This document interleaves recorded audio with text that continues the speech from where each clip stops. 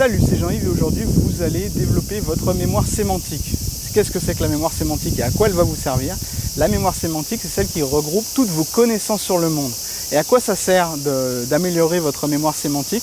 En fait, si vous arrivez à l'améliorer, si vous arrivez à lui donner un coup de boost avec l'exercice que je vais vous donner dans quelques instants, eh bien vous arriverez à créer des liens plus facilement entre les choses, ce qui fait que vous avez beaucoup plus de chances ainsi de retenir ce que vous cherchez à apprendre et ainsi d'en faire une de vos connaissances sur le monde justement.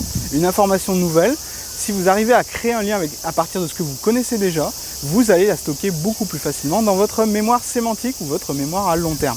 Alors comment on fait pour travailler cette mémoire? Comment on fait? Je vous propose un petit exercice tout simple, en plusieurs étapes. Étape 1, prenez deux choses, deux notions, deux concepts, deux objets qui n'ont absolument rien à voir entre eux.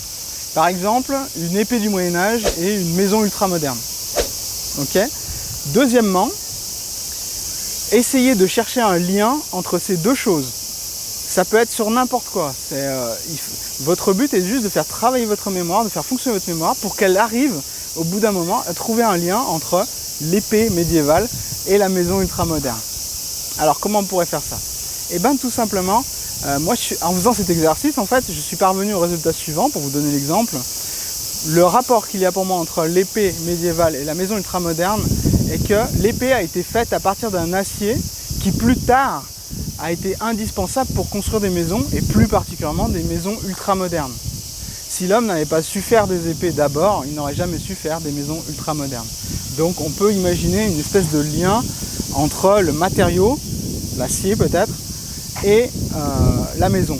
Même si c'est scientifiquement peut-être inexact, même si c'est pas parfait, même si c'est mon improvisation qui travaille plus qu'autre chose, le fait de faire cet exercice, quand vous allez faire cet exercice, vous allez voir que quel que soit ce que vous prenez comme exemple, comme objet, vous y arriverez.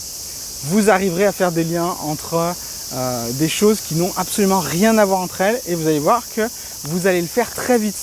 Vous pouvez peut-être douter comme ça, mais je vous conseille de le faire. Si vous avez du mal à choisir vos objets, dites à quelqu'un d'autre de vous donner ces deux notions qui sont complètement différentes, et ce sera à vous de trouver le lien. Je vous conseille de le faire au maximum parce que en faisant ça, c'est comme ça que vous apprenez à créer des liens entre les choses. À créer des liens, c'est absolument indispensable, comme je vous l'ai dit au début, pour mémoriser un nombre important d'informations. Donc voilà, c'était Jean-Yves dans votre série pour booster votre mémoire, pour booster votre concentration. Dans une prochaine vidéo, on va voir un autre type d'exercice qui va vous aider également, non seulement à booster votre mémoire, mais également votre concentration. Si vous voulez maîtriser un peu plus cette mémoire qui fait tant défaut, je vous conseille de télécharger mon guide gratuit, une mémoire extraordinaire en 5 étapes, que vous trouverez en cliquant sur le lien du dessous ou qui apparaît quelque part dans la description. Bref, vous allez le trouver assez facilement. Je vous dis à bientôt pour une prochaine vidéo. Salut!